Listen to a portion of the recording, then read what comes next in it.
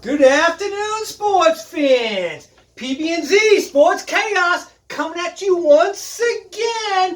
By the way, we've got a little brew from Harpoon Brewery, the Harpoon IPA. They make a fine brew. I know we featured them before, but I love these guys from South Boston. By the way, they are now open on the Greenway as well with the little pop-up bar. Check them out. All right, before we get into it, PB, today is what? Happy birthday to Tom Brady. Happy birthday, TB12. Tommy! 42 years old. Yeah, a little bobblehead, right? Still going at 42. Love it. Love it, man. All right. We'll do our little 2-minute drill. We'll talk a little MLB, the trade deadline recap. Apparently, the Astros were the grand winners. We'll do a little agree-disagree recap because we talked about that last week. We're going to talk about the Sox and the state of the Sox. They played the Yankees again last night. Then we're going to get to the NFL. It's Hall of Fame weekend. One of our local boys is in the Hall of Fame this weekend, Tyler. And then we have a little interesting debate for you. Top 10 NFL defenses. That'll be fun. Yeah, we're not really on the same page with that, are we? No, we're not. We're not. All right, let's get into the 2-minute drill. 40 years ago yesterday, I know we don't like to acknowledge the Yankees, but unfortunately, a sad thing, 40 years ago yesterday, catcher Thurman Munson passed away in a horrible plane crash. Sorry to hear that. He was a great guy. Hey, by the way, because we like to talk about sports everywhere in the world, last week, 22-year-old Egan Bernal from Colombia won the Tour de France, the first Colombian ever to win the Tour de France. By the way, PB, did you know this? DYK. He won it without ever winning a single stage of the race. Yeah. How was that possible? I mean, just consistency. Consistency. All right. He did it 82 hours and 47 minutes. That's a lot of bike riding, man. All right. Hey, speaking of other sports, U.S. National Track and Field Championship took place last week. Young lady named Delia Muhammad. Hopefully I got that right. She won the women's 400-meter hurdles in 52:20. It's a world record. That's slightly off my pace for the 400 without the hurdles in the way. Unbelievable. And men's pole vaulter Sammy Kendricks. He set a U.S. pole vault record, 19:10.5. Good for him. The world record's 21, so he's close. And Allison Felix, I love her. She's a 400-meter runner. That was my race. She once again competed. She did not place. She came in 6th. It does get her into the pool for the relays. She will now be in her 13th straight global championship. 9 world championships, 4 Olympics. That's a long time, right? Olympics are every 4 years, right? Right. Man, all right, good for her. Hey, speaking of women's sports, U.S. women's soccer coach Jill Ellis coached back-to-back World Cup champions. Now she's stepping down. Remember how criticized she was by Hope Solo before the World Cup? She's the first ever to win back-to-back. I know. Hope blasted her. Whew. Maybe one of the reasons why she wasn't on the team. I don't know. Probably, right? Hey, we got to talk about this little dilemma down in Dallas. Zeke Elliott, he's down in Cabo, Mexico, holding out. Is that a good move for him with training camp going on? I don't think it's building his brand. I don't think so either, man. No. That's not a good thing. Hey, by the way, this also came out, this little nugget last week. Apparently, the Cowboys, and the city of Dallas Police Department is being sued for $20 million for covering up an automobile accident he was involved in 2017 on the way to practice one day before the playoffs. Makes you wonder. I mean, what could have been happening, right? It does make you wonder. He's got about 7 now off-field incidents, including college. And by the way, Jerry Jones came out and said, we can win without a Russian champion on the roster. So it doesn't sound like they're going to bend, does it? Yeah, it doesn't sound like it. And I don't think they can. I don't think so either, no.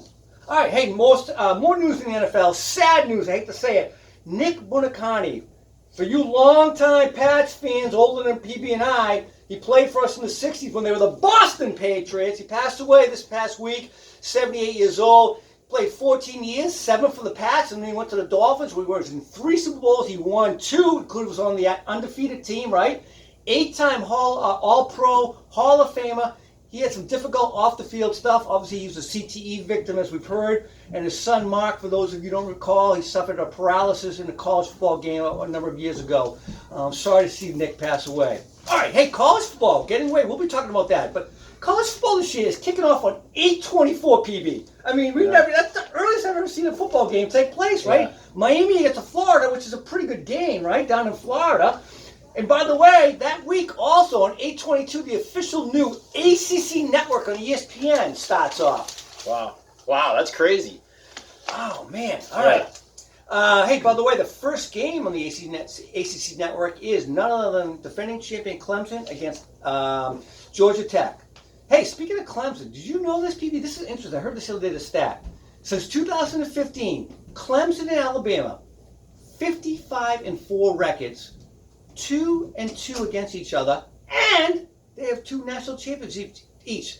Is this good or bad for college football to have such dominating 2 teams only?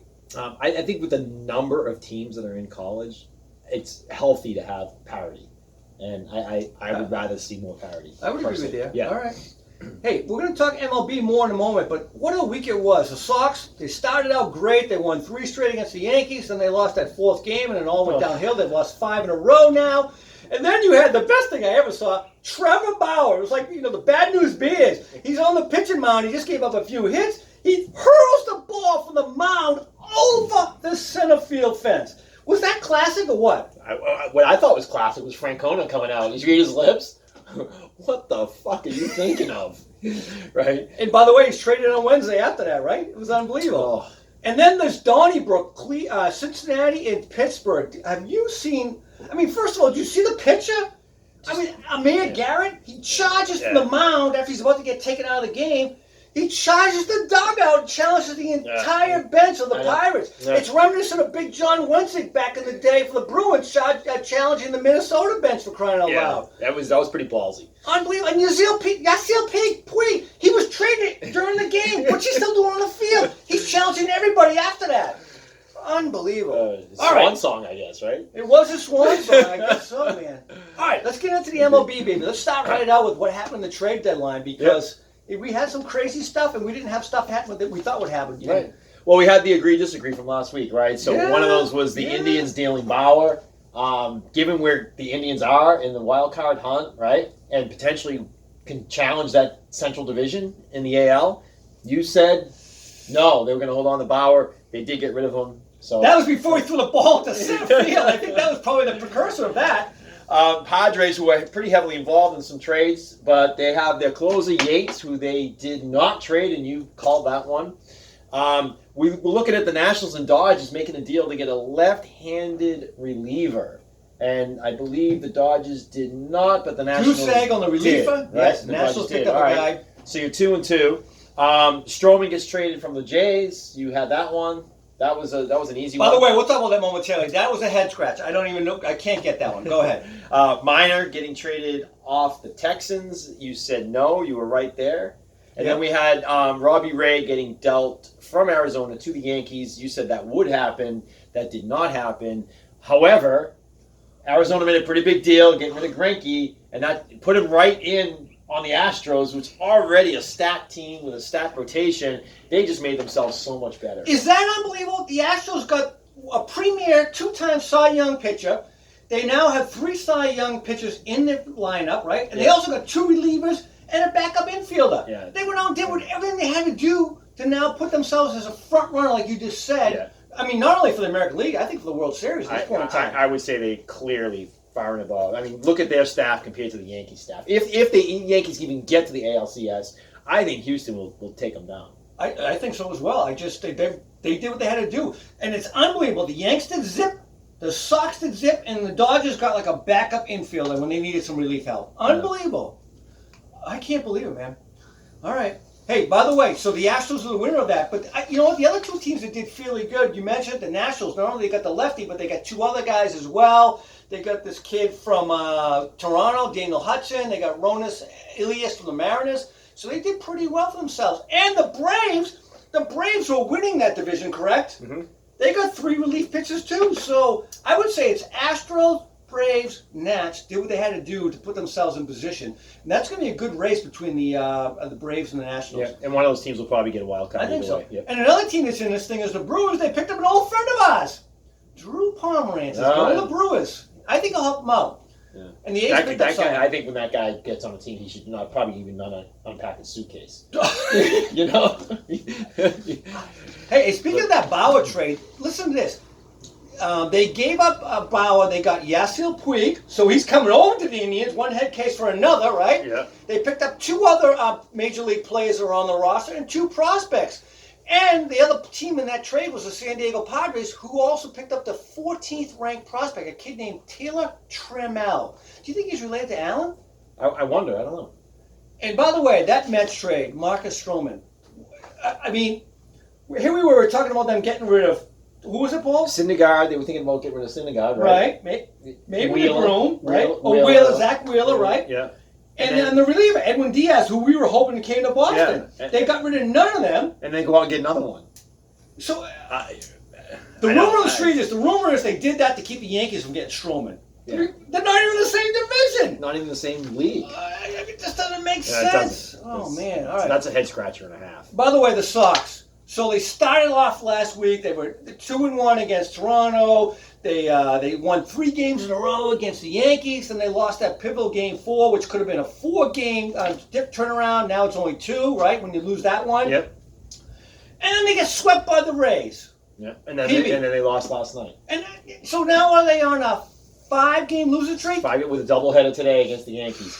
All season long I've been asking you to take a chill, and you've come along for the ride, and you've stayed there with me. But we do. What are we doing, Russ? What are we doing? It's over. Baseball on. season is over. We're moving on. Bring it on. It's time for football. We're done with the Sox. I hate to say it. It's early. I know it's only August 3rd.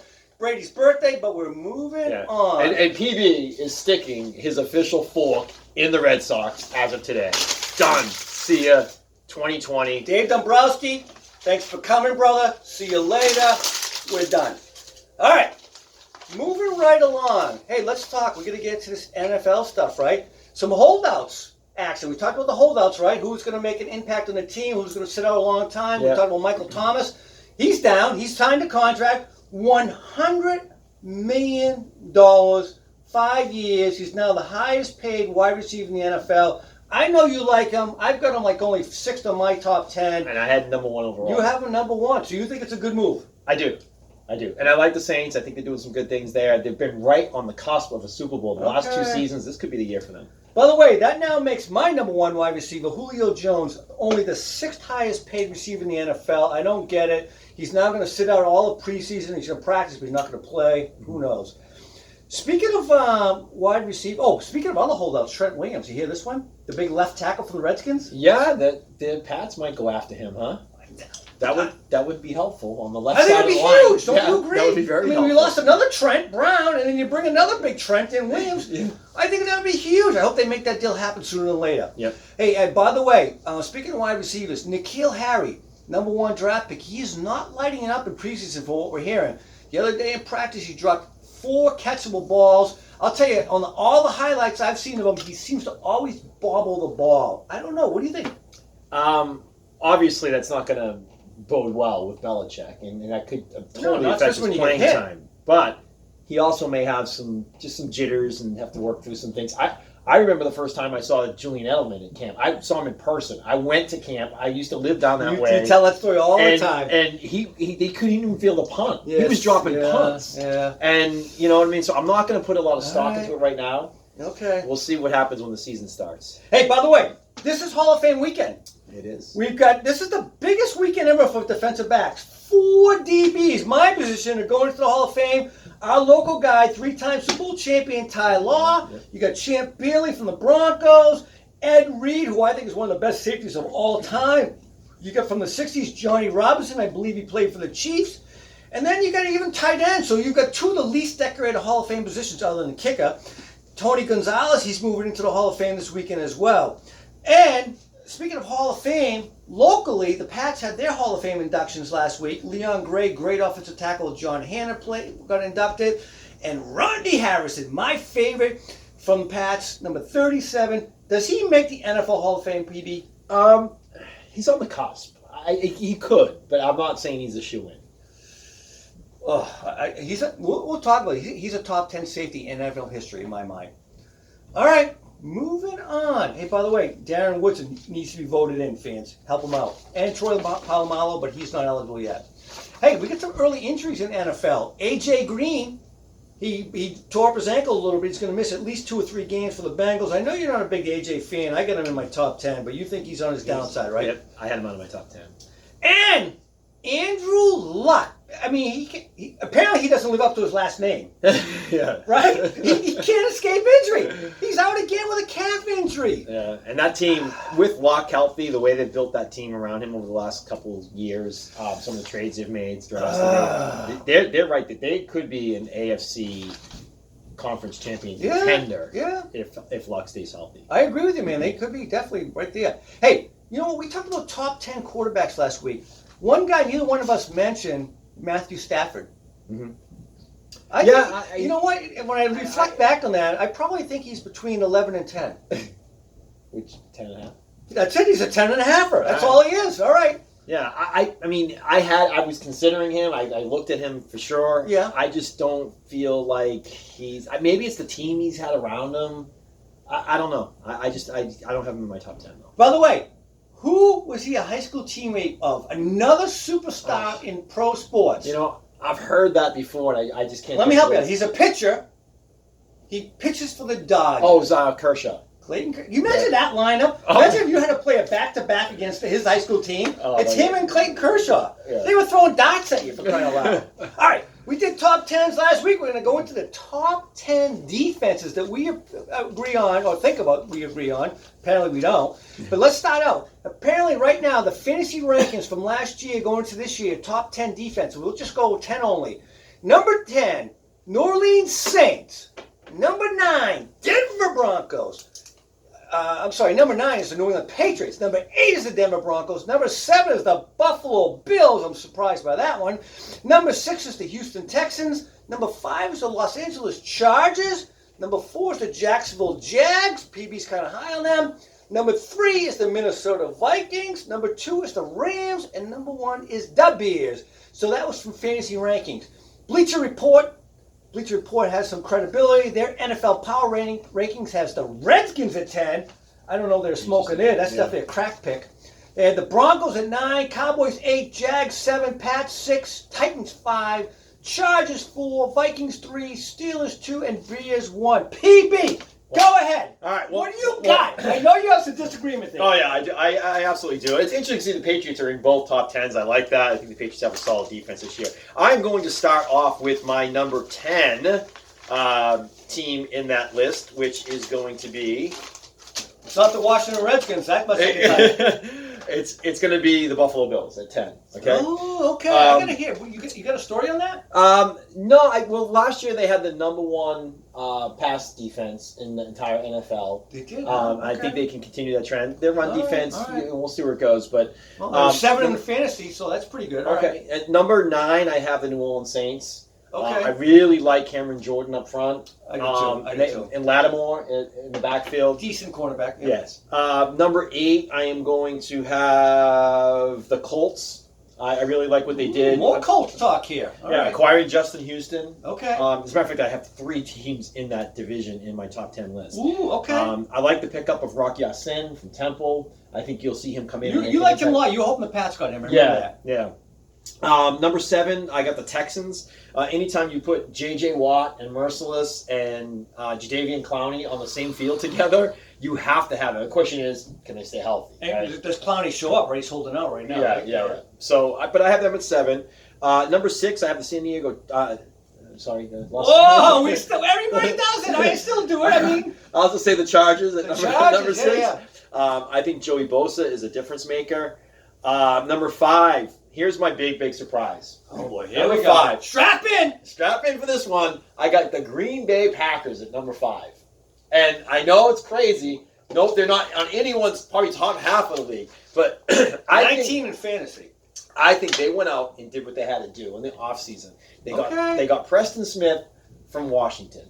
They got Zadarius Smith from Baltimore. Okay. They're going to be on either outside. That's not bad. They're going to play a 3-4. Right. So they'll play outside linebacker. Okay. They picked up Adrian Amos, a safety from the Bears. Mm-hmm. Right. And then they drafted number 12 overall, Rashawn Gary from Michigan. That was a good pick. He was supposed to be in the top 10. That was a good pick. Defensive end there. And then they went ahead at number 21 with their other first-round pick. And they picked up a kid from Maryland, Savage Jr., who's a safety. Yep. So I think they're making all the moves that they have to. I think these people are going to have impacts on that team. with Aaron Rodgers and the offensive capabilities of that team, they said, we got to go out and get defense. All We're going right. to put ourselves in Super Bowl contention this year. We'll see. Who do you got 4? All right. 4, I have the Rams. I agree there. Aaron Donald, probably one of the best defensive players in the entire league. Clay Matthews, Talib and Weddle in the backfield. You can't really go wrong there. Number 3, I have the Chicago Bears. 3? Number 3. I know they were. Wait a minute. Doesn't everybody else have them at 1? Everyone else has them at 1. I have them at 3. Including me. Khalil Mack, arguably one of the best defensive players in the entire league. Number 1. Trevathan, really solid linebacker. You got Ha Clinton Dix in the backfield safety. there, Yep.